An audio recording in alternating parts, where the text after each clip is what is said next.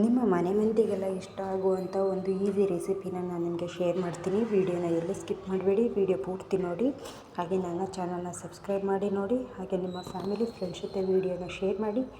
ನಿಮ್ಮ ಅನಿಸಿಕೆ ಅಭಿಪ್ರಾಯಗಳನ್ನು ಕಮೆಂಟ್ ಮಾಡಿ. Welcome back to my channel, ನಿಮ್ಮ ಜೊತೆ ನಾವು. ನಾನಿಲ್ಲಿ ಸಿಂಪಲ್ಲಾಗಿ ತೆಂಗಿನಕಾಯಿಂದ ಒಂದು ಚಿತ್ರಾನ್ನ ಮಾಡಿ ತೋರಿಸ್ತಾ ಇದ್ದೀನಿ. ಇದಕ್ಕೆ ಬೇಕಾಗಿರುವಂಥ ಪದಾರ್ಥಗಳು: ಹಸಿಮೆಣಸಿನ್ಕಾಯಿ, ಅರಿಶಿಣ, ಕೊತ್ತಂಬರಿ, ತೆಂಗಿನಕಾಯಿ, ಜೀರಿಗೆ, ಸಾಸಿವೆ, ಕರಿಬೇವು, ಹಾಗೆ ಬೆಳ್ಳುಳ್ಳಿ. ಇದನ್ನು ಚೆನ್ನಾಗಿ ನುಣ್ಣಗೆ ಪೇಸ್ಟ್ ಮಾಡ್ಕೋಬೇಕು. ಹಾಗೆ ಇಲ್ಲಿ ಒಗ್ಗರಣೆಗೆ ಜೀರಿಗೆ, ಕರಿಬೇವು, ಒಣಮೆಣಸಿನ್ಕಾಯಿ, ಹಾಗೆ ಬೆಳ್ಳುಳ್ಳಿ, ಹಾಗೆ ಈರುಳ್ಳಿ. ಇದನ್ನು ನೀವು ನಿಮ್ಮ ಮನೆಯಲ್ಲಿ ಎಷ್ಟು ಜನ ಇರ್ತಾರೆ ಅದ್ರ ಮೇಲೆ ನೀವು ಕಡಿಮೆ ಅಥವಾ ಜಾಸ್ತಿ ಮಾಡ್ಕೋಬೋದು. ನಾನಿಲ್ಲಿ ಒಂದು 6 ಟೊಮೆಟೊ, ಕೊತ್ತಂಬರಿ, ಹಾಗೆ ಹಸಿ ಬಟಾಣಿ ತೊಗೊಂಡಿದ್ದೀನಿ. ರೆಸಿಪಿನ ಶುರು ಮಾಡೋಣ.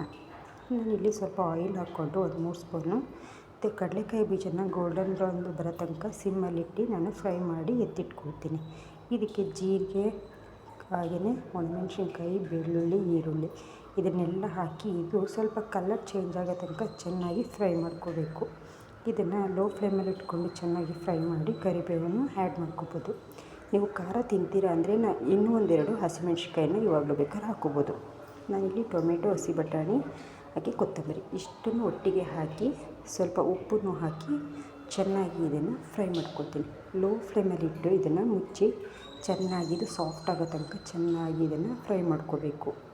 ಇದು ಫ್ರೈ ಆದ ತಕ್ಷಣ ನಾವು ಈ ಮಸಾಲೆಯನ್ನು ಇದಕ್ಕೆ ಆ್ಯಡ್ ಮಾಡ್ಕೋಬೇಕು. ಇವಾಗ ಇದಕ್ಕೆ ಮಸಾಲೆಗೂ ಬೇಕಾದ್ರೆ ಉಪ್ಪು ಹಾಕ್ಕೊಂಡು ನಾವು ಗ್ರೈಂಡ್ ಮಾಡ್ಕೋಬೋದು. ಇದನ್ನು ತೆಂಗಿನಕಾಯಿ ಇದು ಸ್ವಲ್ಪ ಸ್ಮೆಲ್ ಬಂದುಬಿಡುತ್ತೆ ಜಾಸ್ತಿ ದಿನ ಸ್ಟೋರ್ ಮಾಡಿದ್ರೆ. ಅದಕ್ಕೆ ಇದು ಸ್ವಲ್ಪ ಆಯಿಲ್ ಬಿಡೋ ತನಕ ಚೆನ್ನಾಗಿ ಇದನ್ನು ಫ್ರೈ ಮಾಡ್ಕೋಬೇಕು. ನೋಡಿ ಈ ರೀತಿ ಕಲರ್ ಎಷ್ಟು ಚೆನ್ನಾಗಿದೆ ಅಲ್ವಾ. ಇವಾಗ ಹಬ್ಬಗಳಲ್ಲಿ ತೆಂಗಿನಕಾಯಿ ಜಾಸ್ತಿ ಇರುತ್ತೆ.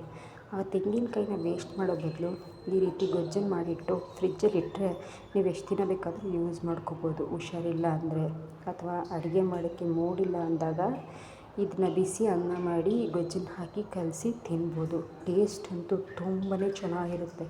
ಆ್ಯಕ್ಚುಲಿ ಇದಕ್ಕೆ ಸ್ವಲ್ಪ ಸ್ಪೈಸಿ ಜಾಸ್ತಿ ಮಾಡ್ಕೊಂಡು ತಿಂದರೆ ಸಖತ್ತಾಗಿರುತ್ತೆ. ಇದಕ್ಕೆ ಮಾವಿನಕಾಯಿ ಸೀಸನಲ್ಲಿ ಟೊಮೆಟೊ ಬದಲು ಮಾವಿನಕಾಯಿನ ತುರಿದು ಬೇಕಾದರೆ ಹಾಕ್ಕೋಬೋದು, ಇಲ್ಲ ಲೆಮನ್ ಹಾಕ್ಕೋಬೋದು, ಹಿರಳೆಕಾಯಿ ಹಾಕ್ಕೋಬೋದು. ನೀವು ಯಾವ್ದು ಬೇಕಾದ್ರೂ ಇದನ್ನು ನೋಡಿ. ಇವಾಗ ಗೊಜ್ಜು ಚೆನ್ನಾಗಿದೆ, ಆಯಿಲೆಲ್ಲ ಬಿಟ್ಟಿದೆ. ಇದನ್ನು ಅನ್ನ ಮಾಡಿ ಅದಕ್ಕೆ ಸ್ವಲ್ಪ ಉಪ್ಪು ಮತ್ತು ಆಯಿಲ್ನ ಹಾಕಿ ಕಲಸಿ ತಿಂತಾಯಿದ್ರೆ ಎಷ್ಟು ಚೆನ್ನಾಗಿರುತ್ತೆ ಗೊತ್ತಾ. ಇದನ್ನೊಂದು ಸಲ ಟ್ರೈ ಮಾಡಿ. ಹಾಗೆ ನನ್ನ ಈ ರೆಸಿಪಿ ನಿಮ್ಗೆ ಇಷ್ಟ ಆದರೆ ಪ್ಲೀಸ್ ನನ್ನ ಚಾನಲ್ನ ಸಬ್ಸ್ಕ್ರೈಬ್ ಮಾಡಿ. ಹಾಗೆ ನಿಮ್ಮ ಫ್ಯಾಮಿಲಿ ಜೊತೆ ಇದನ್ನು ಶೇರ್ ಮಾಡಿ. ಪಕ್ಕದಲ್ಲಿರುವ ಬೆಲ್ ಐಕನ್ನ ಕ್ಲಿಕ್ ಮಾಡಿ ಸಪೋರ್ಟ್ ಮಾಡಿ. ಇದೇ ರೀತಿಯಾದಂಥ ಹೊಸ ರೆಸಿಪಿ ಜೊತೆ ಮತ್ತೆ ಸಿಗೋಣ.